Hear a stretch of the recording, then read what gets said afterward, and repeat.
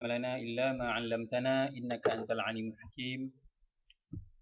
Alhamdulillah. Terima kasih kepada jazakumullah khairan kepada pengelola atau moderator program 5 page one day challenge ini yang sudi menjemput saya untuk bersama berkongsi tentang pengalaman berkenaan dengan Maqdis dan juga Masjidil Aqsa, insya-Allah. Alhamdulillah, dan juga kepentingan dan tanggungjawab kita, insya-Allah saya akan sentuh sedikit jika ada masa, insya-Allah. Dalam suasana PKP ini, suasana serangan wabak COVID-19 yang sedang melanda seluruh dunia ini, sukalah saya ingatkan diri saya sendiri tentang peringatan-peringatan daripada Allah SWT. Sesungguhnya tidak langsung terlepas daripada pengetahuan dan juga kuasa Allah SWT tentang apa yang sedang melanda kita, dan Allah lah yang menyusun segala-galanya, insya-Allah. Dan ia juga memberi amaran kepada kita tentang betapa kerdilnya kita, betapa kita ini sangat-sangat bergantung pada Allah SWT, kekuasaannya, dan kita merasai betapa kita ni tidak mendapat tempat tanpa izin Allah SWT. Suka juga saya dalam bentuk yang mengimbas apa yang berlaku di Gaza. Kita berkurung hari ini masuk minggu ketiga, rasanya memang berat. Ada yang kena tangkap, ada yang terlepas, rasa cemuh, dan di klinik saya sendiri beberapa sakit datang dengan masalah disebabkan oleh depression, antaranya disebabkan oleh kawalan pergerakan ini, dan juga berita-berita yang sampai kepada mereka sehingga mereka menjadi penuh ketakutan. Dan benda ini kita imbas balik bagaimana Gaza telah mengalami benda ini selama lebih kurang 13 tahun. 13 tahun bukan masa singkat. Kita baru 3 hari, dah 3 minggu dah mengalami berbagai permasalahan. Dan kita tengok dunia hari ini, baik di Eropah, baik di Timur, Barat, di Amerika sendiri, mereka mengalami satu suasana yang sangat menakutkan. Terpaksa berkurung di rumah, terpaksa melarikan diri daripada cengkaman-cengkaman yang seolah-olah raksasa yang melanggar negara mereka. Saya ingat ketika di Gaza, ketika melalui tepi-tepi jalan, berjalan daripada Bandar Gaza ke utara Jabalia, manusia ni beratur untuk membeli minyak ni lebih kurang dalam tidak kurang 3 atau 5 kilometer setiap hari, dan itu berlaku lebih kurang 10 tahun lalu. Bila kita tengok gambar baru-baru ni di Perancis, di Itali ataupun di Amerika, masyarakat berbaris nak beli barang di supermarket, mungkin 1 kilometer atau 2 kilometer, itu gambaran yang, dan mereka ni berada dalam suasana yang rehat, berdiri sambil berjarak, takut akan penyakit. Tapi anak-anak di Gaza, mereka yang di Gaza ni berada dalam keadaan sentiasa tertekan, dan kita tengok di wajah mereka tak nampak sebagai satu benda yang menjadi satu masalah yang sangat besar. Dan hari ini kita tengok Gaza masih boleh bertahan sehingga mereka mampu memberi pukulan-pukulan yang hebat kepada musuh mereka di seberang sana, walaupun mereka dikepung hari ini sampai ke 13 tahun. Dan COVID juga mengajar kita tentang satu benda yang besar, iaitu disiplin, insya-Allah, yang mungkin kita boleh sentuh di akhir perbincangan kita ini, bagaimana Allah SWT memperingatkan kita tentang Allah akan memberi ganjaran, Allah akan beri satu pertukaran, Allah akan beri satu perubahan kepada kita dengan sekiranya kita mengubah diri kita sendiri. Inilah yang disebut disiplin. Kalau kata yang Menteri Pelajaran, Director of Medical mengatakan bahawa jika sekiranya kita dapat disiplin diri kita untuk beberapa hari lagi, kita boleh merubah sifat-sifat kita untuk berada di rumah, amalkan social distancing ataupun selalu menjaga kebersihan diri, setiap individu ni akan memberi pengaruh yang besar kepada seluruh negara, malah seluruh dunia. Jadi ini satu benda yang sangat penting kita belajar dalam peristiwa yang berlaku pada hari ini dengan wabak COVID ini, insya-Allah.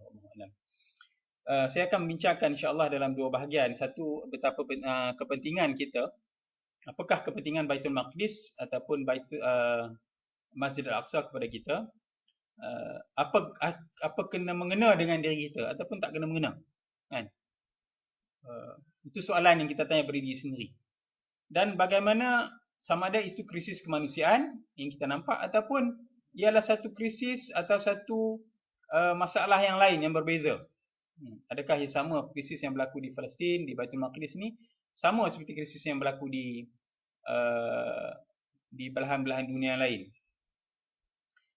Dan yang kedua, insya-Allah saya akan membincangkan tentang apakah tugas kita dalam membebaskan Baitul Maqdis, insya-Allah. Dan bagaimana kita boleh membebaskan Baitul Maqdis. Sebelum itu, kalau kita tengok latar belakang Baitul Maqdis untuk kita lihat, ialah kelahiran kita ataupun kita lahir hari ini dan lahirnya Rasulullah SAW ketika beliau dilahirkan di Mekah. Suasana Baitul Maqdis ataupun latar belakang Baitul Maqdis itu sama dengan apa yang kita hadapi sekarang. Ya. Ketika Rasulullah lahir, Baitul Maqdis adalah di bawah penjajahan Rom, dan hari ini kita lahir dan kita hidup. Saya dah berumur 56 tahun. Ketika saya dilahirkan juga, Baitul Maqdis di bawah cengkaman penjajah Yahudi. Jadi latar belakang kita sama. Jadi kita dalam proses kita untuk membebaskan Baitul Maqdis, adakah berbeza dengan apa yang Rasulullah tunjukkan ataupun kita ada idea sendiri, ataupun kita sama dengan apa yang Rasulullah SAW tunjukkan. Ya Allah, subhanallah, mudah-mudahan hari ini kita dapat menggunakan masa yang penting ini untuk kita melihat bagaimana kita dapat laksanakan tugas dan tanggungjawab kita, ataupun kita tak mahu laksanakan tugas dan tanggungjawab kita untuk membebaskan Baitul Maqdis. Itu kita tanya diri kita sendiri. Sebelum kita pergi jauh, saya suka melihat sentuhan-sentuhan Al-Quran tentang Masjid Al-Aqsa ataupun Baitul Maqdis. Ini sebagai satu benda yang pokok asas dari kita. Kalau kita nak tahu apakah Baitul Maqdis itu kena mengena dengan diri kita, atau adakah Baitul Maqdis atau Masjid Al-Aqsa itu kena mengena dengan diri kita, maka rujukan yang paling utama adalah Al-Quran itu sendiri. Dalam surah Al-Isra ayat pertama, A'udzubillahi minasyaitonirrajim, Bismillahirrahmanirrahim. Subhanalladzi asra bi'abdihi lailan minal masjidil aqsa. A'udzubillahi minasyaitonirrajim. Subhanalladzi asra bi'abdihi lailan minal masjidil haram ilal masjidil aqsa alladzi barakna haulahu linuriyahu min ayatina innahu huwas samiul basir. Allah berfirman, Maha Suci Allah yang telah menjalankan hamba-Nya, ini Rasulullah SAW, daripada Masjidil Haram ke Masjidil Aqsa yang diberkati sekelilingnya, agar Allah tunjukkan tanda-tanda kebesarannya yang mengetahui. Yani Allah telah meninggikan Masjidil Aqsa, sehingga dalam ayat ni Allah sebut Masjidil Aqsa yang diberkati sekelilingnya. Sedangkan bila Allah sebut Masjidil Haram, tidak ada apa lakabnya, tidak ada penurutnya, tetapi bila Allah SWT sebut Baitul Maqdis, Allah sebut yang diberkati sekelilingnya. Dan juga dalam surah Al-Isra ni ayat 7, Allah sebut lagi tentang masjid. Yang inilah yang kita akan bincang, bagaimana janji Allah dalam pembebasan Baitul Maqdis yang kita akan rasa sekejap lagi, insya-Allah. Bagaimana Allah menceritakan bahawa ayat 7, mereka memasuki, ini orang-orang Muslim, orang-orang beriman, ketika mereka memasuki Baitul Maqdis ke dalam masjid, Allah sebut masjid, sebagaimana mereka memasukinya kali yang pertama. Ini merujuk kepada masuknya Saidina Umar Al-Khattab ke dalam masjid. Ini selepas Rasulullah SAW berjaya memulakan strategi pembebasan Baitul Maqdis, dan permulaan yang Rasulullah SAW buat diteruskan oleh Sayyidina Abu Bakar, khalifah yang kedua, juga tidak berjaya membebaskan ketika itu, tapi akhirnya pada zaman Khalifah Umar Al-Khattab, dalam peperangan yang hebat, akhirnya berjaya membuka Baitul Maqdis, membebaskan Baitul Maqdis. Dan khalifah sendiri, kita tengok khalifah sendiri yang pergi ambil kunci Baitul Maqdis, dan tidak berlaku pada mana-mana tanah apabila para sahabat ni pergi membuka, ataupun khalifah sendiri yang bergerak ke Baitul Maqdis untuk mengambil kuncinya. Ini satu signifikan kepada kita bagaimana Rasulullah SAW merancang, para sahabat mengikuti, dan akhirnya khalifah sendiri pergi menyambut pembukaan pembebasan Baitul Maqdis. Dalam surah Al-Anbiya ayat 71, Allah SWT berfirman, dan kami selamatkannya, yakni Nabi Ibrahim dan Lut, ke bumi yang kami berkati. Allah sebut bumi yang kami berkati di dalamnya untuk sekalian alam. Ilal ardil lati barakna fiha lil alamin. Allah sebut bila sebut Baitul Maqdis, ada di situ di belakangnya yang diberkati, yang barakah. Dan tidak di sini ayat surah Al-Anbiya ayat 71 ni Allah sebut bumi yang kami berkati di dalamnya untuk sekalian alam. Subhanallah. Ini satu benda yang sangat-sangat signifikan bagi kita, bahawa sesiapa yang memperdulikan, sesiapa yang mengambil tahu, siapa yang berusaha untuk bekerja membebaskan Baitul Maqdis, memuliakan Baitul Maqdis, insya-Allah dia akan dapat tempisan barakah daripada Allah SWT. Sebab itulah benda ini kita akan katakan bahawa pembebasan Baitul Maqdis adalah isu sentral bagi kita. Isu yang sangat besar bagi kita. Kalau kita selesaikan permasalahan Baitul Maqdis, insya-Allah Allah akan selesaikan permasalahan kita lain, insya-Allah. Inilah yang dipegang oleh dan dipercayai, diyakini oleh pembebas yang kedua, yang ini Sultan Salahuddin Al-Ayyubi. Sultan Salahuddin kata-katanya masyhur, barang siapa yang memerintah, barang siapa yang mengawal Baitul Maqdis, maka mereka adalah yang mengawal seluruh alam, seluruh dunia ini. Dan sebab itulah baginda Sultan Salahuddin Al-Ayyubi dengan sepenuh kehidupannya berusaha sebaik mungkin untuk menyusun dan juga merampas mula Baitul Maqdis daripada musyrikun. Dalam surah Al-Anbiya ayat 81 Allah berfirman, dan bagi Sulaiman angin kencang bertiup dengan perintahnya ke bumi yang kami berkati di dalamnya. Allah sebut sekali lagi bumi yang kami berkati, yakni Nabi Sulaiman ketika di Palestin, di Baitul Maqdis. Dan surah Al-Maidah ayat 21 Allah sebut sekali Al-Ardul Muqaddas. Al-Ardul Muqaddas. Dalam surah Sabah ayat 18, yakni Allah sebut lagi daerah-daerah yang diberkati, dan kami menjadikan antara mereka dan kampung-kampung yang kami berkati padanya kampung-kampung yang menang. Allah SWT sebut berkali-kali ketika menyebut Baitul Maqdis, maka Allah sebut tanah yang diberkati. Menurut Ibnu Umar, dalam tafsirnya Ibnu Kathir, apa yang disebut dalam surah Sabah ini ayat 18 adalah merujuk kepada Baitul Maqdis. InsyaAllah secara ringkasnya itulah antara kepentingan Baitul Maqdis sehingga Allah SWT sendiri sebut berkali-kali dalam Al-Quran. Apatah lagi bagi para sahabat, bila mereka mendengar pelbagai hadis-hadis Rasulullah SAW tentang berkenaan Baitul Maqdis ni berkali-kali. Dan kita tengok antara strategi-strategi yang disusun oleh Allah SWT dalam pembebasan Baitul Maqdis ini sendiri adalah Rasulullah SAW menghadap ke Baitul Maqdis selama lebih kurang 16 bulan sebelum Allah alihkan kiblat ke Kaabah. Ini satu latihan, satu kita panggil sentuhan-sentuhan, satu rangsangan-rangsangan yang Allah SWT sendiri berikan dan Rasulullah sampaikan pada sahabat untuk sentiasa menghadap ke sana, nampak ke sana dan menuju ke sana bagaimana nak membebaskan Baitul Maqdis.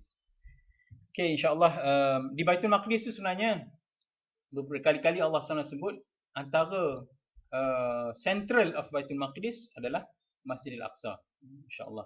Dan kepentingan Masjidil Aqsa kita tengok hari ini, Masjidil Aqsa di dalam keadaan yang sangat sangat menyedihkan. Keadaan Masjidil Aqsa hari ini kalau kita lihat adalah di bawah cengkaman musyrikun. Dia keadaan yang sangat-sangat menyedihkan sehingga akhir-akhir ni. Kalau kita tengok pernah Masjidil Aqsa ni ditutup, dikawal dan dimasuki oleh penjajah Yahudi dengan membawa beberapa pendatang-pendatang Yahudi masuk bersama untuk melaksanakan ritual-ritual agama di dalamnya. Kita rasa ini sangat memalukan. Bayangkan kalau di masjid kita di rumah kita ada non-Muslim, orang musyrik yang masuk ke dalam masjid kita, menolak kita keluar ataupun mengawal pintu, tidak membenarkan kita masuk dan melaksanakan ritual-ritual dalam perkarangan masjid. Pun kita rasa sedih, ini kan pula di dalam masjid sendiri. Dan insya-Allah kalau kita melihat Masjidil Aqsa dari segi kepentingannya, signifikannya kepada kita adalah Masjidil Aqsa adalah kiblat pertama kita umat Islam sebelum kita beralih kepada Makkah Al-Mukarramah. Di sana Rasulullah SAW berdiri selama 18 bulan, selama 16 bulan ke arah Baitul Maqdis. Dan dalam era sebelum hijrah ke Madinah, hijrah pertama yang diketuai oleh Ja'far, sepupu Rasulullah SAW, Ja'far ibni Abi Talib, sehingga sampai diarahkan Rasulullah SAW sampai ke Habsyah. Di sana mereka berjaya mendapat perlindungan daripada Raja Habsyah dan mereka membina sebuah masjid di sana. Dan hari ini tuan-tuan dan puan-puan, kita boleh dapati masjid itu masih lagi berada di Habsyah, di Eritrea, salah satu daripada bandar di tepi laut di Eritrea, dan masjid itu masih lagi menghadap ke arah Baitul Maqdis. Dan inilah masjid yang pertama yang dibina selepas kenabian Rasulullah SAW. Masjid yang rasmi yang dibina. Sebab di Makkah tidak ada masjid yang boleh dibina secara terbuka. Mungkin sahabat Rasulullah SAW salat di rumah sendiri ataupun di rumah Arkam bin Abi Arkam.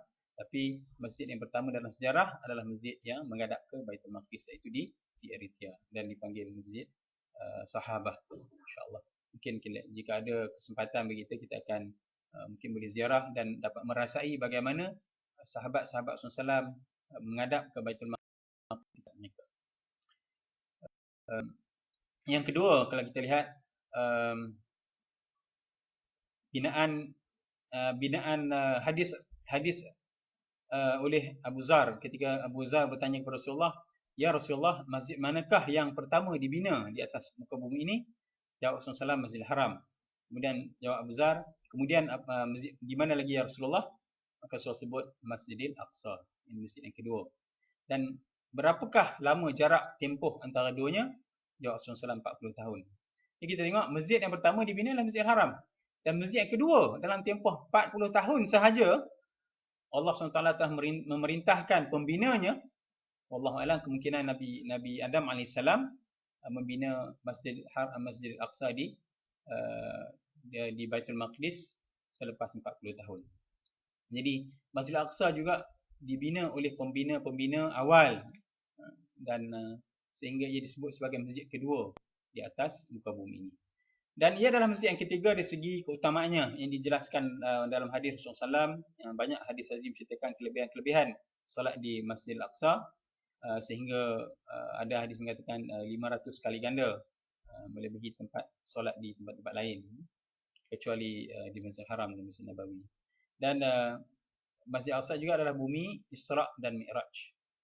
Signifikan sangat kepada kita. Bila kita sebut Isra' dan Mi'raj, ini satu kejadian yang sangat menakjubkan. Isra' tempat tuju Isra' adalah Baitul Maqdis. Dan tempat bermulanya Mi'raj adalah Baitul Maqdis, Masjid Al-Aqsa. Ini pintu hubungan antara bumi dan langit. Ini sangat signifikan sehingga Rasulullah SAW dijemput oleh Allah SWT untuk mengurniakan satu kewajipan yang sangat unggul, iaitu kewajipan solat 5 waktu. Dan setiap kali bagi kita orang mukmin, setiap kali kita solat 5 waktu, pasti kita tidak akan lupa tentang bagaimana Allah SWT memberikan kewajipan ini, dan ada hubungan kait sangat-sangat dengan Masjid Al-Aqsa. Dan bumi Al-Aqsa juga adalah, Masjid Al-Aqsa adalah bumi perjuangan. Ini disebut dalam hadis Rasulullah SAW, ada beberapa hadis, di antaranya Rasulullah SAW bersabda, akan sentiasa ada di kalangan umatku taifah-taifah di kalangan umatku yang sentiasa memerangi musuh. Mereka mencabarnya dan memeranginya, dan musuh melawan mereka, tetapi tidak dapat mengapa-apakan mereka, sehinggalah satu tempoh yang Allah janjikan, sehinggalah sampai kepada janji-janji Allah. Dan mereka ini akan tetap berada dalam keadaan demikian.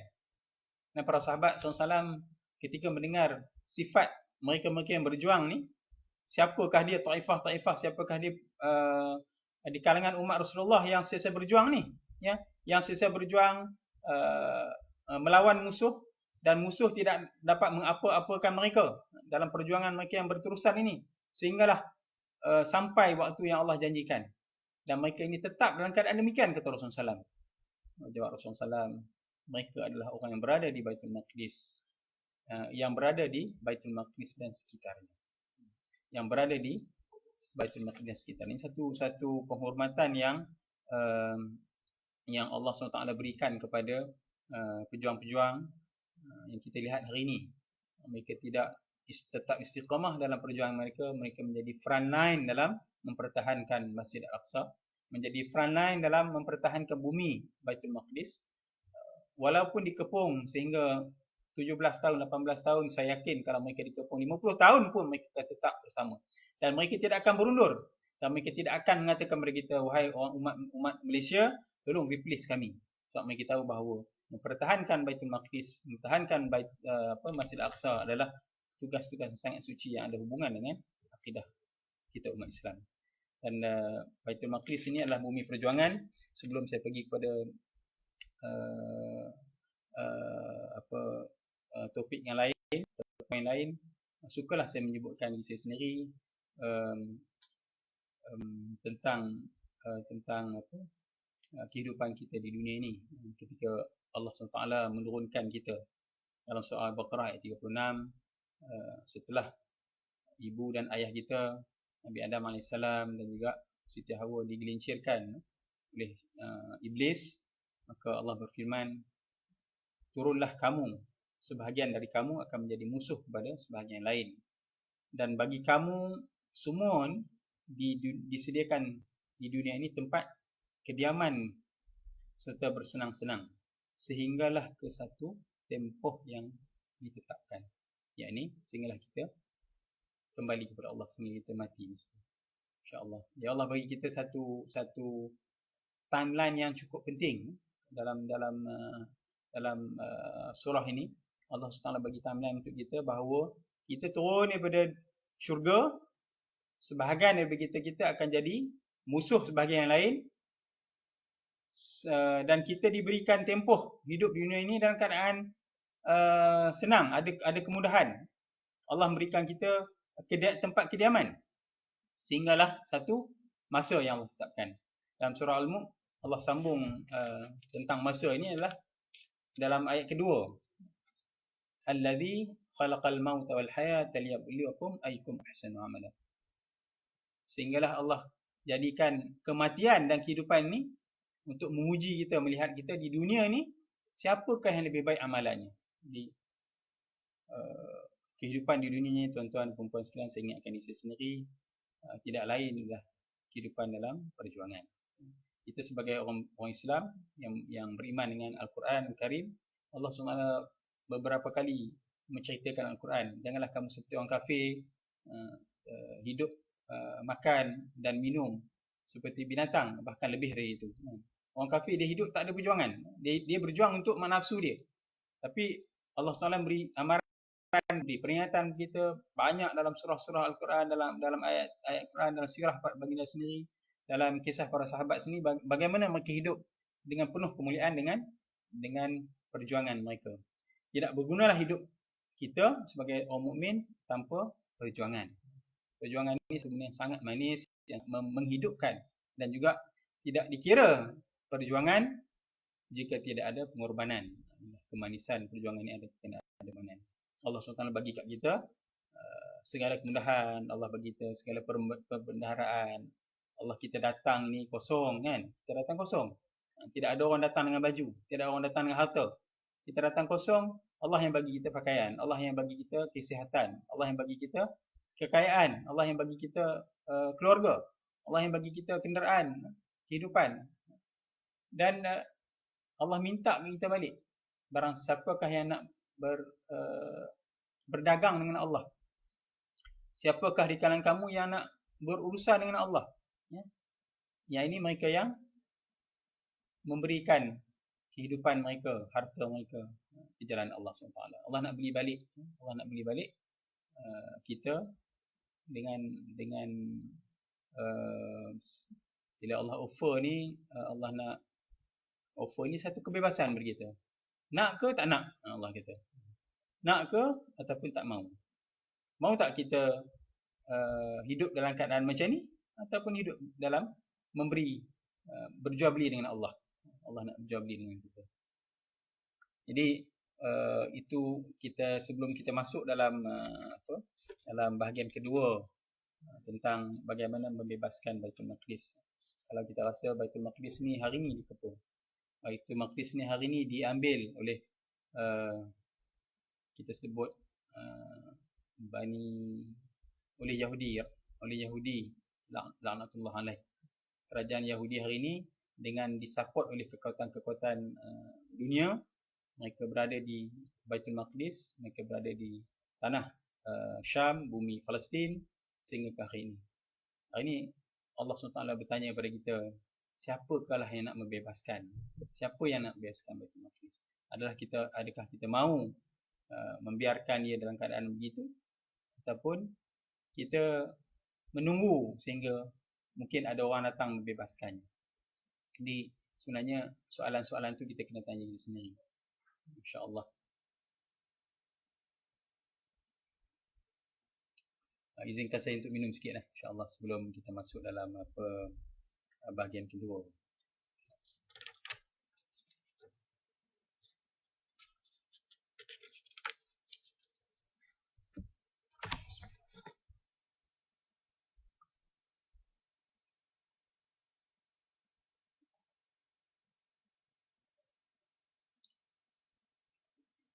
Allahu Akbar. Dalam kita bercakap pun kita letih. Bagaimanalahkah sahabat kita, roh-roh kita yang sana tak mampu tidur, tak sempat nak merawat ibu-ibu mereka, ayah mereka yang sakit, tidak sempat merawat, mengantar mereka ke hospital. Hospital pun tidak ada peralatan, tidak ada bahan-bahan yang cukup, ubat-ubat pun tertahan. Dan mereka Masya Allah, kami ketika sampai di Gaza, antara benda yang saya nak sharekan sikit, kekuatan mereka lah dalam mempertahankan Baitul Maqdis.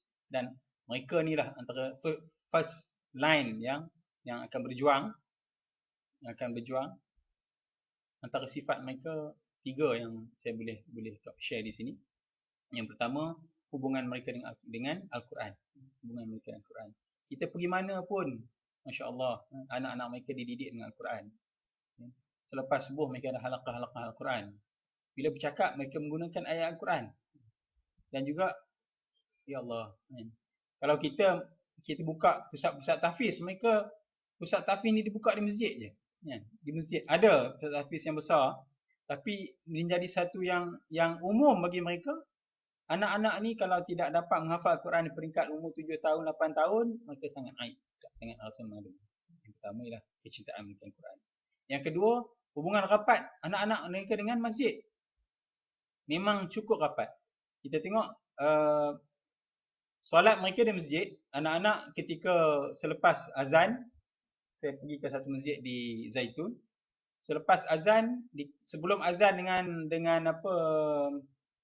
dengan qamat tu, Masya Allah, kita terkejut tengok budak-budak berlari dalam masjid ni kan. Yang sembahyang sunat depan solat lah. Ni yang belakang ni berlari dan tidak ada seorang pun yang pulas telinga mereka. Yang marah mereka. Kan. Tapi bila qamat, semua beratur elok yang masuk saf dan solat. Masya Allah. Ini satu benda yang kita rasa menyebabkan anak-anak seronok di masjid. Kan. Tidak ada seorang pakcik pun ke apa ke yang mengatakan bahawa jangan bising. Di sini tak boleh duduk pusing. Tapi bila start qamat, Masya Allah. Yang ketiga ialah hubungan ukhuwah mereka yang cukup cantik. Lawatan pertama kami itu musim sejuk. Pagi tu seorang pada sahabat kita bersin. Ni bersin biasalah kan, kat Malaysia ni bersin alhamdulillah lah, dia seorang-seorang dia jelah. Tapi di masjid ketika itu seorang bersin, tuan-tuan dan puan-puan. Satu masjid jawab yarhamukallah. Satu masjid. Ni Allah SWT dengan lidah Rasulnya mengatakan bahawa antara benda-benda yang mengikat persaudaraan, antara hak seorang mukmin ke atas mukmin lain, jika kamu bersin mengucapkan alhamdulillah, maka wajib ke atas saudara kita mengucapkan yarhamukallah. Yarhamukallah ni hubungan kita puji dia, mengangkat kemuliaan dia. Dengan sebab bersin tu Allah jadikan satu ibadah kepada kita. Apabila kawan kita, saudara kita mengucapkan alhamdulillah dan diminta oleh kita untuk mengucapkan yarhamukallah. Saya tengok Masya Allah dengan ucapan-ucapan yang menambahkan ukhuwah mereka, kasih sayang di kalangan mereka. Wallahu alam, mungkin banyak lagi yang boleh kita share, tapi insya-Allah itu antara 3 benda sebelum kita masuk kepada pembebasan Baitul Maqdis. Okey, sebelum pembebasan Baitul Maqdis, secara ringkas sejarah penjajahan. Jika kita sebut tentang hari ni kita tengok Palestin, saya masuk 2-3 kali minggu ni, minggu lepas, beberapa bulan yang lalu. Kalau kita search dalam Google, kita tengok sejarah Palestin, ataupun kita masuk ke kita kata bermulanya Palestin, sejarahnya, pasti kita jumpa cerita tentang kejatuhan pembinaan kerajaan Yahudi selepas kejatuhan Khalifah Uthmaniyah. Kalau kita baca begitu. Tapi sebenarnya kalau nak tengok sejarah sebenar itu kita kena jauh lagi sebelum itu. Kalau kita baca setakat tu saja, mungkin kita dapat rasa lagi kan kepentingan Baitul Maqdis. Tapi hari ini kita tengok, kalau kita baca klik je tentang Palestin, kita tengok pembinaan kerajaan Israel. Israel bagaimana bergaduh dengan berebut tanah Palestin. Kita tengok dia mula di situ, sehingga mengatakan bahawa ada orang yang marah kepada rakyat Palestin, mengapa rakyat Palestin menjual tanah-tanah kepada orang Yahudi. Kalau kita tengok sejarah ni ialah sebelum tu lagi. Kita tengok sebelum Perang Dunia Pertama, 100 tahun sebelum Perang Dunia Pertama ni, mereka telah merancang untuk bagaimana untuk mengambil Baitul Maqdis. Dalam merujuk kepada penaklukan Baitul Maqdis ataupun penjajahan Baitul Maqdis oleh musyrikun, ketika Rasulullah SAW dilahirkan, Rom, Baitul Maqdis di bawah cengkaman Rom dan dibebaskan oleh tentera pimpinan Amr al-As dan dibuka oleh Sayyidina Umar, dan Sayyidina Umar sendiri ambil kunci Baitul Maqdis. Yang kita dah sebut tentang kepentingan Baitul Maqdis sehingga Khalifah sendiri yang pergi ambil, meninggalkan Madinah, pergi sendiri mengambil kunci di Baitul Maqdis. Dan yang kedua, penjajahan oleh tentera salib, dijajah oleh tentera salib sehingga 88 tahun dan dibebaskan oleh Sultan Salahuddin. 88 tahun tentera salib mengambil alih masjid ini, dan masjid ini dah ditukarkan menjadi kandang-kandang kuda, menjadi tempat-tempat hiburan mereka, menjadi tempat tentera mereka kandang-kandang kuda mereka. Sungguh menjijikkan. Dan Sultan Salahuddin membebaskan selepas 88 tahun. dia dijajah 88 tahun. Berarti Sultan Salahuddin ketika Baitul Maqdis dijajah yang pertama di tentera Salib, mungkin Sultan Salahuddin tak ada lagi, kan? Mungkin tak ada lagi. Tapi bagaimana beliau dapat membebaskan Baitul Maqdis? Kita ada soalan kita kena tanya. Bukanlah bagaimana dia membebaskan saja, tapi proses pembebasan itu kita kena tengok bahawa membina Salahuddin itu dan juga tentera-tentera Salahuddin itu untuk dapat menakluk semula Baitul Maqdis. Dan yang ketiga hari ini ia dijajah semula selepas pembebasan Salahuddin Al-Ayyubi. Dia di bawah kerajaan Uthmaniyah, dan kerajaan Uthmaniyah ini dijatuhkan dan akhirnya dijajah semula selepas Perang Dunia Pertama tahun 1817, dan Baitul Maqdis ini diserahkan kepada kerajaan haram Israel sehingga hari ini. Sehingga hari ini dah 103 tahun. Satu penjajahan yang paling lama. Satu penjajahan yang sangat lama. Satu penjajahan yang kita kata membeku. Kita kata, kita ingat lagi tak bahawa Baitul Maqdis kita punya? Kan? Seolah-olah macam dah hampir kurun, dah lepas satu kurun. Apa yang sedang berlaku di Baitul Maqdis?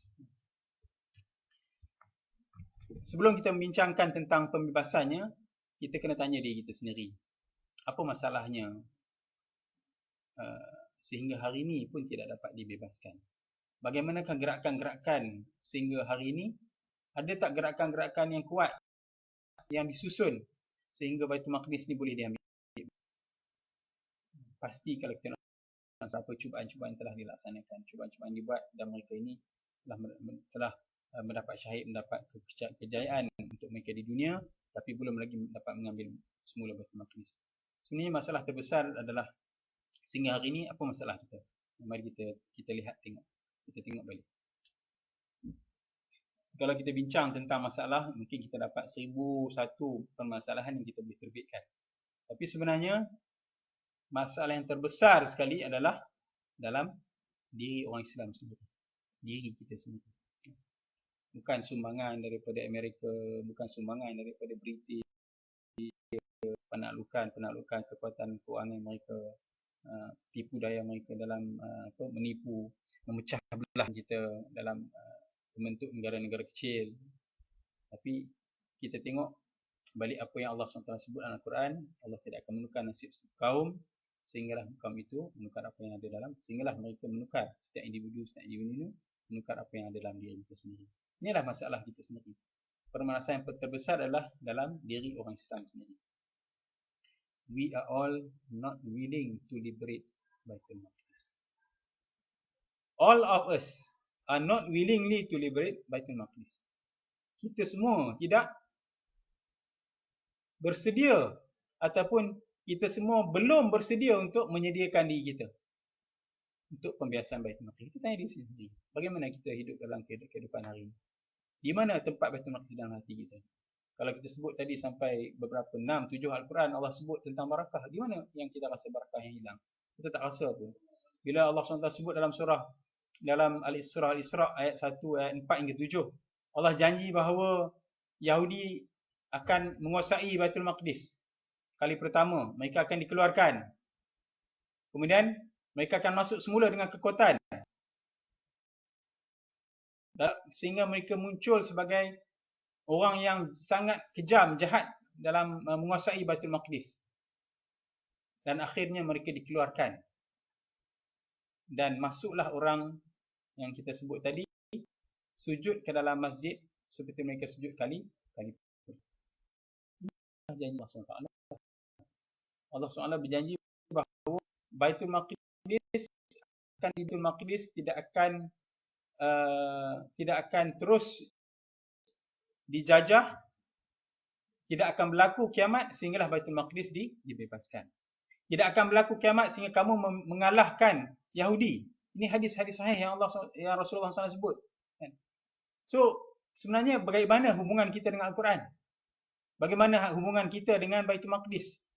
Kita rasa belum lagi, ataupun bukan kita. Itulah permasalahan dalam diri kita sendiri. Yakni tidak ada kesedaran. Yang pertama, tidak ada kesedaran. Yang kedua, tidak tahu cara untuk membebaskan.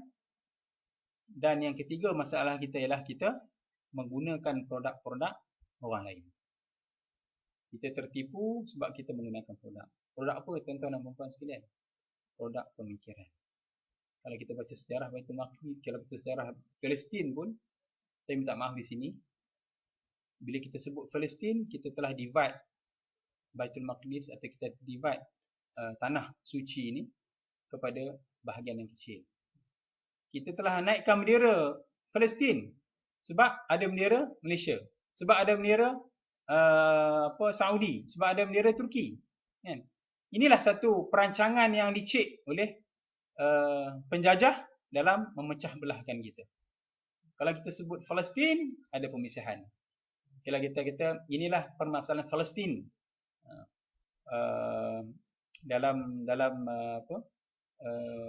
dalam bentuk yang cukup licik, kita sebut masalah orang Iraq, masalah orang Syria, masalah orang Palestin, masalah orang Lebanon, maka mereka membahagi-bahagikan kita kepada kumpulan-kumpulan kecil. Inilah produk-produk yang kita guna sampai hari ini. Menyebabkan kita tertipu. Yang pertama, kita tidak ada kesedaran tentang kepentingan Baitul Maqdis dan kebebasannya. Apakah ia penting untuk kita? Yang kedua, kita tak tahu cara nak bebaskan. Dan yang ketiga, kita sedang menggunakan produk orang lain. Sehingga hari ini, kalau kita tengok, kita perlu banyakkan produk kita. Kita perlu banyak research dan keluarkan produk kita sendiri. Gunakan istilah-istilah kita sendiri. Kalau perhatikan Rasulullah SAW ketika membahaskan Baitul Maqdis, Rasulullah SAW banyak membahaskan tentang negara bumi barakah. Ketika Allah menciptakan Baitul Maqdis, Allah ciptakan bumi yang barakah untuk sekalian alam. Satu benda yang kita kata menyebabkan pukulan-pukulan rasangan hati kepada para sahabat dan pejuang-pejuang Islam ini untuk membebaskan Baitul Maqdis, bumi yang sangat penting. Ini produk-produk kita. Kalau produk kita sendiri, Al-Quran tu kita jauhkan. Kalau produk kita sendiri, Al-Quran tu kita tinggalkan dahulu. Kita cari sejarah dalam buku-buku lain. Sejarah Baitul Maqdis ni fully dalam Al-Quran. Sejarah Baitul Maqdis ni ketika binanya alam ini, dah ada masjid yang kedua. Sejarah ni tu. Ketika Nabi berisra' Mi'raj di Baitul Maqdis, kesemua Nabi-Nabi, semua Rasul-Rasul berada di belakang Rasulullah SAW, salat bersama Rasulullah SAW. Dan mereka ini menunjukkan bahawa mesej semua Nabi-Nabi daripada zaman dulu pembinaan kita sebagai hamba Allah, kita turun di bumi ini sebagai hamba Allah, sehingga hari ini kita membawa mesej yang sama. Semua Nabi-Nabi membawa mesej sama dengan mesej Al-Quran, iaitu dan mereka bersalaman, berbai'ah, berada bersama di mana? Di Baitul Maqdis. Bukan di tempat lain. Sangat-sangat signifikan. Tiba-tiba kita kata Baitul Maqdis tak apa, yang ketiga aja, tak penting bagi kita. Baitul Maqdis ni masih lagi di bawah genggaman kita. Kita boleh pergi solat lagi, kan? Kita boleh pergi melawat lagi, kan? Saudara kita masih boleh solat di situ, saudara kita masih boleh hidup, kan? Kita boleh hantar bantuan cukuplah, kan? Kita boleh hantar peralatan, kita doa untuk mereka mencukupi, kan? Jadi kita tak tahu caranya untuk membebaskannya. InsyaAllah dengan ada, semoga Allah memberikan saya kesempatan untuk sedikit membahaskan tentang pembebasan, langkah-langkah pembebasan Baitul Maqdis ataupun Masjidil Aqsa. Langkah ni telah dilaksanakan oleh Rasulullah SAW, yang diturunkan oleh Allah SWT sendiri, yang saya sebut tadi awal perbincangan kita bahawa ketika lahirnya Rasulullah di Makkah, Baitul Maqdis masih di bawah penjajahan. Ketika lahir Rasulullah SAW mendapat perintah solat, masih lagi solat ke Baitul Maqdis. Dan mendapat perintah solat pun ke Baitul Maqdis, kiblat pun ke Baitul Maqdis. Allah SWT dalam membina generasi pembebas ini, Allah SWT meletakkan pembinaan pertama ialah pembebasan pengetahuan. Al-ilm. inilah dia pembebasan yang kita kata yang asas kepada kita. Kalau pengetahuan kita cetek ataupun pengetahuan kita tertipu, maka kita akan berpusing, berputar dalam penjajahan pemikiran yang lebih buruk daripada penjajahan tanah air itu sendiri. Sebelum kita dijajah, tanah air kita dijajah, maka yang pertama penjajahan berlaku ialah penjajahan pemikiran. Kita tengok bagaimana strategi yang telah dilakukan oleh Yahudi dan juga British ketika mengambil Baitul Maqdis daripada umat Islam dalam penjajahan pertama, kedua, ketiga, ini penjajahan hari ini. Mereka mulakan dengan penjajahan pemikiran. Antaranya ialah mereka mengatakan kepada umat Arab di Hijaz, di Mekah dan Madinah, kamu adalah umat yang terpuji, yang umat Rasulullah SAW. Mengapa kamu di bawah pemerintahan, berada di bawah pemerintahan Khalifah Utsmaniyah? Sepatutnya kamu ambil balik. Dan mereka ni berada di kalau kita baca sejarah, Prince Lawrence ni berada di Hijaz, melobi setiap kepimpinan yang berada di Hijaz, termasuk di Amirah, di Mekah, di Madinah. Mereka memberi tawaran-tawaran dan janji-janji yang palsu, sehingga pemimpin Arab ini merasa bahawa inilah masa yang paling baik, paling penting untuk kami untuk mengambil semula ketuanan bangsa Arab. Dan akhirnya penjajahan fikiran inilah menyebabkan berlakunya penjajahan sebenar dalam jatuhnya Baitul Maqdis. Allah SWT kalau kita tengok dalam Al-Quran, surah yang pertama, ayat yang pertama, surah Al-Alaq, Iqra' bismi rabbikal ladzi khalaq, khalaqal insana min 'alaq, Iqra' wa rabbukal akram alladzi 'allama bil qalam. Allah SWT sini Iqra' ni baca untuk knowledge kita, untuk perkembangan ilim kita, untuk pembebasan pengetahuan kita. Dalam Iqra' ni bukan sekadar baca sahaja, tapi Allah sebut dalam turutan-turutan tu, kalau kita tengok, kita ambil Iqra' ni ialah Iqra' bismi rabbikal ladzi khalaq.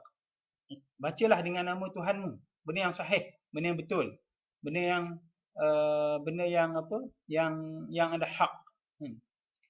Kemudian bukan sekadar itu, Allah sebut yang kedua, alladzi 'allama bil qalam. Ayat kedua, maaf, Iqra' bismi rabbikal ladzi khalaq, khalaqal insana min 'alam. Khalaqal insana min 'alam. Allah beri satu tekanan di situ tentang menggunakan akal fikiran, bukan sekadar baca, tapi dengan benda yang sahih, tapi juga fikir. Dan yang ketiga, Allah kata qalam. Allah sebut qalam. Allah tak sebut tulisan, tapi Allah sebut qalam. Satu produk, satu benda yang baru yang kita dalam mencari, membaca benda yang sahih, kita buat research, menggunakan kekuatan akal fikiran kita yang dan memproduce produk-produk sendiri. Dan produk ini akan boleh digunakan oleh ummah dalam pembebasan Baitul Maqdis. Jadi kalau kita tengok dari seringkat awal lagi, Allah SWT telah memberi gambaran kita yang sangat penting dalam pembebasan ilmu pengetahuan. Sehinggalah kita tahu bahawa kalau kita dapat jelas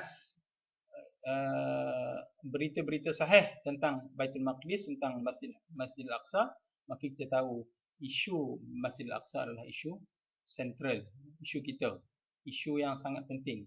Dan Baitul Maqdis adalah is a mirror indicator. Ia adalah cermin penunjuk kepada ummah.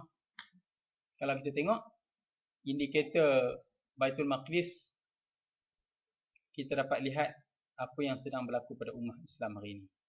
Kalau Baitul Maqdis hari ini dalam keadaan yang sangat dilecehkan, maka itulah dia kita ummah Islam hari ini. Sehingga saya ulang semula, pengetahuan inilah yang Salahuddin Ayyubi mengatakan barang siapa yang menguasai Baitul Maqdis dia menguasai dunia. Itu.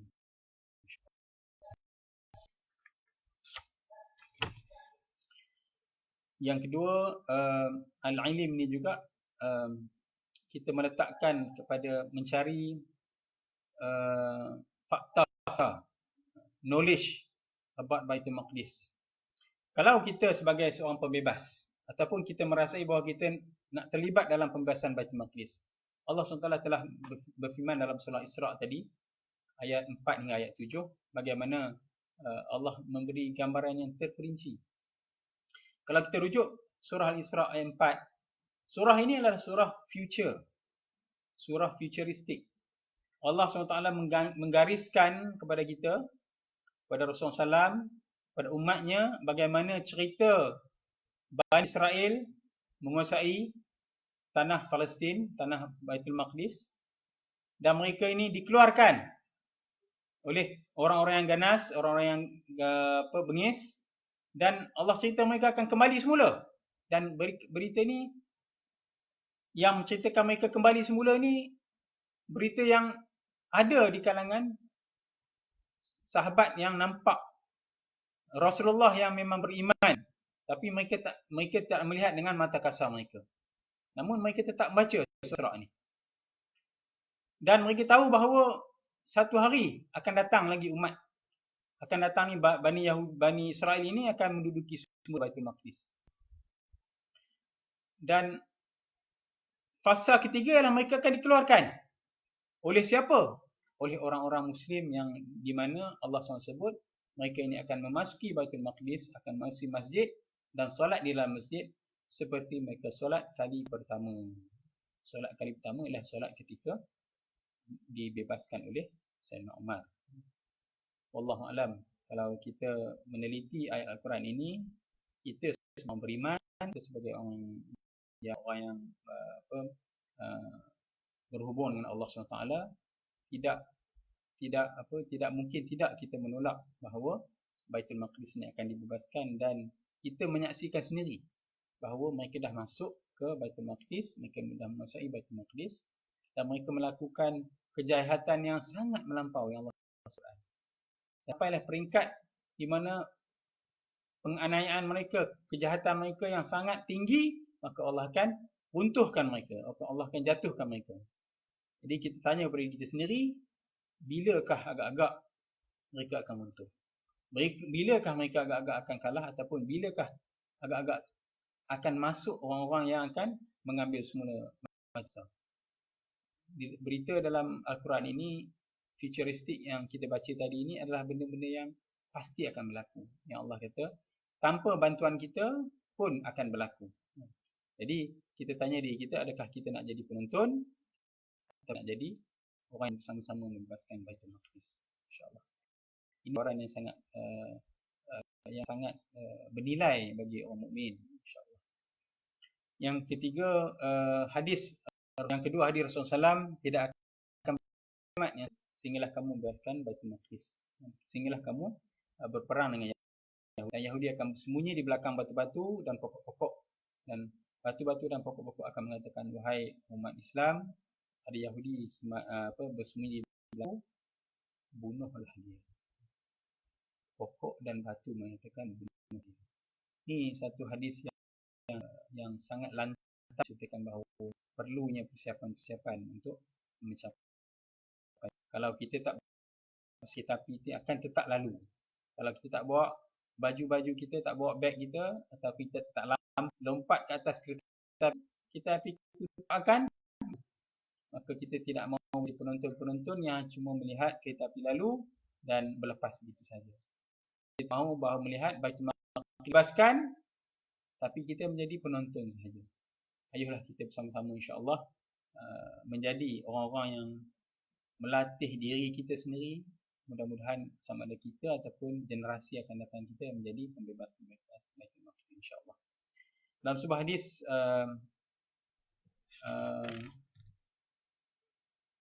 dan juga ada berbagai hadis yang Rasulullah SAW ceritakan tentang hadis-hadis akhir zaman, di mana Baitul Maqdis akan menjadi pusat khalifah pusat kegemilangan Islam. Jadi masa itu akan muncul tuan-tuan dan puan-puan. Mungkin kita sempat lihat ataupun kita tak sempat lihat. Allah Allah.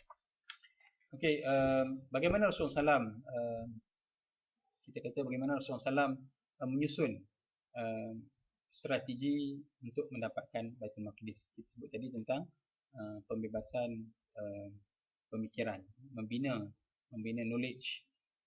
Bagaimana Rasulullah SAW knowledge, kalau kita tengok ikatan mereka dengan Al-Quran. Ikatan mereka dengan Al-Quran sehingga kalau kita lah merasai ikatan kita dengan Al-Quran ini penting, pasti kita akan meletakkan Al-Quran ini peringkat awal dalam pendidikan kita. Pasti kita akan meneliti bahasa Arab sehingga kita dapat memahami Al-Quran itu seperti yang sepatutnya dipahami. Mustahil kalau kita baca buku engineering Jerman tapi kita tak tahu baca Jerman. Kita boleh hafal buku tu walaupun kita grad sebagai seorang engineer, tapi buku tu kalau kita menghafal saja tapi kita tak dapat memahami, maka kita belum lagi menjadi orang yang mendalami sebenarnya buku engineering tadi. Begitu juga Al-Quran, pasti kita akan meletakkan bahasa Arab ataupun nahunya, pengajiannya, sejarahnya menjadi satu benda yang sangat penting dalam sistem pengajian kita. Meletakkan Al-Quran itu di peringkat awal pendidikan, sehingga Al-Quran itu dan bahasa Arab itu, pemahaman Al-Quran itu menjadi satu benda yang sangat kita sayangi, sangat kita bimbang supaya anak-anak kita tak faham. Kalau anak kita tak faham Al-Quran, bagaimana mereka akan memahami seluruh kehidupan mereka. Mereka akan jauh daripada pasti mereka akan jauh daripada petunjuk Allah Subhanahu Wa Taala. Insya-Allah. Jadi inilah yang Rasulullah SAW ketika dekatnya dengan Al-Quran, hidup bersama Rasulullah SAW, maka lahirlah kekuatan yang besar dan akidah dan kekuatan ukhuwah, dan lahirlah mereka-mereka yang punya kompetisi dalam kehidupan. Yang Rasulullah tengok setiap individu ni ditarbiah mengikut kelebihan-kelebihan mereka. Rasulullah meletakkan kepentingan kepada mereka ini supaya mereka ini menjadi juzuk dalam umat, dalam menjadi khalifah Allah.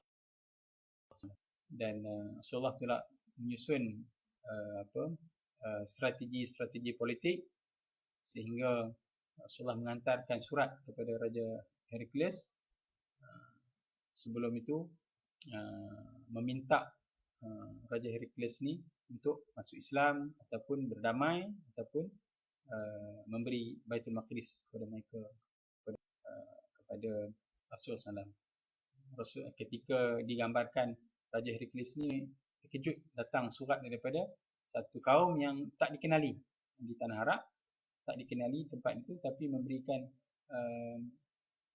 ajakan yang sangat menarik. Diceritakan bahawa Raja Heraklius berbincang dengan pembesar mereka, pembesarnya, tapi majoriti pembesarnya tak setuju. Beliau sendiri, Raja Heraklius sendiri bersetuju untuk berdamai, untuk masuk Islam. Mungkin tidak mahu bertemu dengan satu benda surat yang menakutkan. Tapi akhirnya Raja Heraklius berbincang dengan pembesarnya berbincang dengan rakyatnya, mereka tidak setuju, maka berlakulah penyusunan politik yang Rasulullah SAW susun, sehingga berlaku peperangan Mu'tah, dan akhirnya mengantar sebelum Rasulullah meninggal, Rasulullah telah mempersiapkan ketumbukan Usamah bin Zaid. Usamah bin Zaid ini adalah generasi ketiga daripada Rasulullah SAW. Anak angkat baginda adalah Zaid bin Harith, dan Zaid bin Harith ni ada anak iaitu Usamah bin Zaid, cucu Rasulullah SAW, generasi ketiga. Dan generasi ketiga ni bukan dewasa lagi, bukan besar lagi. Maksudnya bukan kita, kalau peringkat umur kita rasa belum matang lagi. Tapi Rasulullah menunjukkan bahawa Rasulullah tak di barisan hadapan. Inilah kita menyeru kepada kita sebagai para kepimpinan untuk meletakkan mereka ni, dan mereka ni dipersiapkan untuk berada di barisan hadapan. Jangan kita tinggalkan mereka ni. Dan mereka ini juga perlu merasai bahawa mereka perlu bersama-sama segera untuk memperlekapkan diri, merasa kepentingan, kekuatan yang mereka ada dari segi tenaga, dari segi kekuatan fizikal yang ada pada mereka itu untuk dipergunakan sebaik mungkin, secepat mungkin di jalan Allah SWT. InsyaAllah saya sebelum kita pergi jauh, saya nak menceritakan bagaimana Rasulullah SAW menyusun pengetahuan di kalangan para sahabat untuk menyediakan sebelum Rasulullah SAW menyediakan pembebasan dari segi politik dan ketenteraan. Sebab benda ini sangat penting, selalunya kita mengabaikan perkara yang menjadi asas kepada kita. Asas dalam pembebasan adalah pembebasan pemikiran. Kalau kita masih lagi menggunakan produk-produk musuh kita, maka pemikiran kita sendiri, produk-produk kita sendiri tidak dapat merubah research yang sepatutnya kita lakukan, mengganti produk-produk musuh. Saya ambil contoh yang very basic. Kita ada duit, sebuah negara yang kaya, ada kekuatan kewangan, tapi kita tak mahu kita boleh order kereta yang kaya, kita order kereta yang mewah, mungkin harga juta kereta tu. Bukan kita aja, rakyat kita pun kaya. Kita pun research bagaimana nak buat carburetor ke, nak buat enjin ke, nak buat kereta simple ke, tak boleh nak buat. Bila berlaku kerosakan pada kereta tu, maka kita balik kepada siapa? Balik kepada tuan punya produk. Tuan punya produk orang-orang lain. Jadi walaupun kita ada kereta, walaupun kita ada kapal terbang, kita ada jet pejuang, kalau walaupun kita ada ketenteraan, kelengkapan yang sangat lengkap, tapi pemikiran kita, pengetahuan kita tak ada, kosong. Pasti kita akan kalah dalam peperangan. Pasti kita, kalau kereta sendiri pun, basikal pun kita duk harap dengan orang, tak boleh buat basikal. Bila tak ada basikal, kan, kita jalan kaki. Bila tak ada kereta mahal, mungkin gold plated, tapi nak start kereta pun tak tahu. Ada kunci boleh, tak ada kunci, kalau rosak, nak repair pun tak boleh. Jadi, ini satu contoh kalau kita menggunakan produk orang lain. Begitu juga adalah bagaimana, apatah lagi produk ini, kalau produk-produk dari segi pemikiran. Saya ambil contoh dalam buku-buku yang telah dijelaskan oleh beberapa ulama. Orientalis Barat menceritakan bahawa Baitul Maqdis ni dibuka oleh Ammar, oleh Ammar, bukan oleh Umar. Mereka kata bahawa ada kesilapan dalam pencetakan, dalam penulisan orang Arab di sini, bahawa yang membuka Baitul Maqdis adalah Ammar bin Al-As. Ammar bin Al-As ni adalah tentera. Betul, tentera yang berperang. Tapi yang buka bukan tentera. Yang buka adalah khalifah sendiri. Jadi mereka nak mengecilkan kepentingan Baitul Maqdis. Kalau kita baca sejarah, kita masih mengatakan Ammar. Ammar lah yang buka. Kalau kita baca produk-produk mereka. Banyak lagi contoh-contoh yang mungkin kita boleh bawa ke sini. Kalau terutamanya tentang kita tengok buku-buku yang dicetak di setengah-setengah tempat, sejarah Baitul Maqdis. Kita kata Baitul Maqdis tu adalah tempat Yahudi membeli tanah, dan Yahudi ni dapat hak. Jadi akhirnya orang Islam ni terlalai, maka mereka membunuh.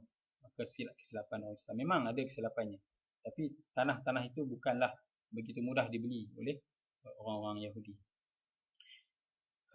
Antara makrifah, antara ilmu, pengetahuan dan juga kesedaran yang dibina oleh Rasulullah SAW kepada para sahabat di Makkah adalah bagaimana Allah SWT masih meletakkan mereka solat ke arah Baitul Maqdis selama 16 bulan.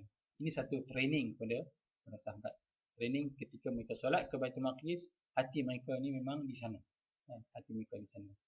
Dan yang kedua, Allah turunkan surah At-Tin. Kalau kita tengok surah ini kadang-kadang dulu saya baca tak nampak pun cerita Baitul Maqdis. Tapi kita tengok balik, masya-Allah. Watini a'udzubillahi minasyaitonir rajim. Watini wa zaitun wa turi sinin wa hadzal baladil amin. Watin, buah tin. Buah tin inilah buah yang sangat luxury, yang sangat ni di Mekah. Sebab apa? Dia ni datang daripada Syam, daripada bumi Syam. Bukan asalnya daripada Mekah. Watini wa zaitun. Dan zaitun. Zaitun daripada mana tuan-tuan dan puan? Ada di Mekah? Ada. Di Syam juga. Di Baitul Maqdis juga. Jadi Allah SWT merangsangkan para sahabat untuk membina rasa hubung mereka dengan Baitul Maqdis. Watini wa zaitun wa turi sinin. Wa tur gunung Bukit Tur. Bukit Tur di mana? Di Tur Sinai, di Sinai. Sana juga jauh, kan? Jauh. Wa turi sinin wa hadzal baladil amin, dan inilah hadzal baladil amin. Makkah. Jadi hubungan antara Baitul Maqdis, tanah Al-Ard Al-Muqaddasah, dan juga Makkah. Awal lagi yang Rasulullah SAW bagi rangsangan kepada para sahabat. Dan yang kedua, tidak akan Rasulullah tidur setiap malam melainkan Rasulullah membaca surah Al-Isra. Surah Al-Isra ini diriwayatkan oleh Sayyidina Aisyah ketika ada satu hadisnya, Rasulullah tidak akan tidur pada malam hari melainkan membaca surah Al-Isra. Surah Al-Isra ini satu surah yang menceritakan tentang, saya sebut tadi, kemenangan-kemenangan pembebasan. Allah SWT sendiri sedang compute-kan, sedang sasarkan kepada Rasulullah bahawa insya-Allah kita akan bebaskan. Di situ Rasulullah SAW sendiri nampak pembebasan Baitul Maqdis. Dan juga yang ketiga adalah hadis dalam tentang syahadat. Mungkin jika baca lagi beberapa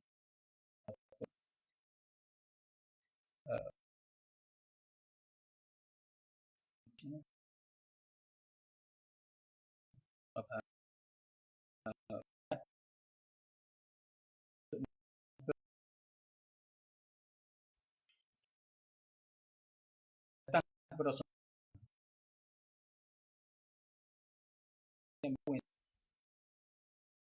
satu yang bayang syahadat Allah.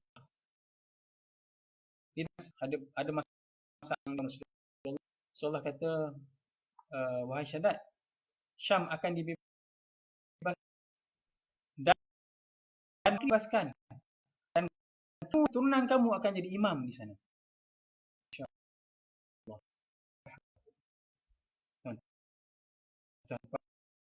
Datang cerita kat seorang guru dia saya. Dia tak cerita pun tentang rumah saya yang roboh. Dia tak cerita,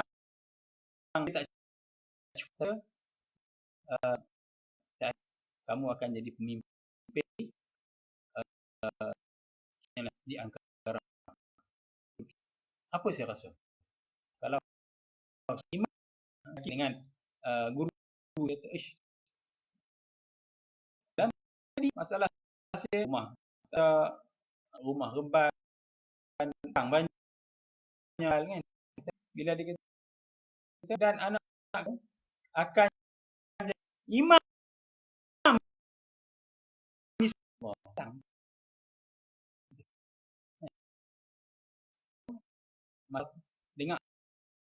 dengar kita berfuture ini yang akan datang dan insyaAllah, dan itulah yang akan doanya untuk pembebasan dan dia menjadi imam di sini. Dan ada satu hadis lagi yang tentang wakaf. Saja dengan izin Allah, yang tentu antaranya adalah sahabat ni berjumpa Rasulullah tolong beri wakaf. Rasulullah kata apa? Di Hebron, di Hebron, Ibrahim, di Khalil Khalil dan beberapa bahagian di tebing barat adalah wakaf untuk kamu. Dan Rasulullah kata benda ni dan dituliskan. Bila tuliskan, bila berlaku pembukaan Baitul Maqdis, maka dibawa benda tu dan dituntut dengan khalifah bagi tanah tu untuk dia. Dan satu bidang tanah yang sangat luas. Dan ketika berlaku penjajahan British masih menggunakan data-data yang dituliskan Osman tentang wakaf kepada sahabat jalan, sehinggalah apabila diceritakan dalam sejarah, nampak pun perjalanan, tapi Rasul memberikan banyak janji-janji. Dan janji apakah lagi yang lebih tepat untuk kita bila Allah telah menjanjikan bahawa dia akan dimasuki oleh mereka-mereka sujud dalam pembukaan kemasukan pertama. Saya rasa insya-Allah kemudahan yang Allah beri kepada kita ini adalah satu kemudahan yang semoga kita dapat manfaatkan. Cuma kita tanya diri kita, adakah kita nak terlibat dalam pembebasan Baitul Maqdis, sedangkan pembebasan itu telah dijanjikan oleh Allah SWT. Kalau kita rasa bahawa kita ini adalah mereka yang terpanggil dalam pembentukan sakafah ilmu, knowledge kita tentang hubungan kita dengan Baitul Maqdis, betapa pentingnya Baitul Maqdis, ia menjadi satu central issue untuk kita, menjadi permasalahan utama kita, bukan permasalahan orang Palestin, tapi permasalahan umat Islam sendiri, permasalahan akidah kita, hubungan kita dengan Baitul Maqdis. Maka sewajibnya kita mempersiapkan diri kita, mempersiapkan keluarga kita, mempersiapkan sistem pendidikan kita, mempersiapkan institusi kekeluargaan, anak-anak yang kita akan bangunkan, bagaimana hubungan mereka dengan Al-Quran, bagaimana hubungan mereka dengan bahasa, bagaimana hubungan mereka dengan sirah-sirah Rasulullah SAW, sirah-sirah para sahabat yang melatih anak-anak mereka berkuda, melatih anak-anak mereka untuk berenang dan juga berpanah. Ini satu gambaran-gambaran yang kita rasa mempersiapkan kekuatan fizikal yang ada pada mereka dan kekuatan fikiran, kekuatan pengetahuan mereka untuk supaya mereka ini frontline orang yang Maqdis. Kalau kita hidup hari ini, kita surah tentang Baitul Maqdis, kita janji future Allah bahawa akan dibahas, tapi kita lagi belum menyusun untuk membahaskannya. Allah alam, saya rasa insya-Allah mudah-mudahan apa yang saya share ini menjadi itu kebaikan untuk diri. Jika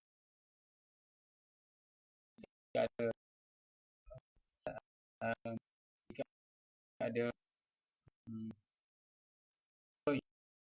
insya-Allah sambung lagi ke depan, kita Rasulullah SAW so step by step di tahap ilmunya, dari segi menambah semangat dan mungkin salah satu berakhir Rasulullah SAW ketika ditulis seorang sahabiah ini bertanya tentang Baitul Maqdis. Tak salah Maimunah, dan Maimunah adalah sahabat. Maimunah yang bayangkan zaman Rasulullah SAW sendiri, para hamba menjadi orang yang tertanya-tanya, memberi tanya soalan. Kalau kita tanya pada anak kita lah hari ini, tentang perempuan, ataupun kita ambil 2-3 orang student dalam kelas kita, tanya tentang Masjid Al-Aqsa, tanya tentang kita tunjuk gambar, mungkin kita tak kenal. Jadi Allah Alam, insyaAllah tugas kita masih besar, masih berat. Mudah-mudahan thaqafah ilmu ni membebaskan pemikiran kita dengan produk-produk yang bukan produk kita, menghasilkan penulisan-penulisan yang lebih baik, lebih banyak tentang Baitul Maqdis. Boleh kita share dan kita kita war-warkan sehinggalah kita terlibat menjadi salah seorang daripada unsur-unsur ataupun anasir-anasir dalam penulisan Baitul Maqdis. Wallahu alam, segala yang baik itu datang dari Allah SWT. Segala kesilapan yang ada, kekurangan adalah datang daripada diri saya sendiri. Saya minta ampun dan maaf. InsyaAllah. Wabillahi taufiq hidayah. Assalamualaikum warahmatullahi wabarakatuh.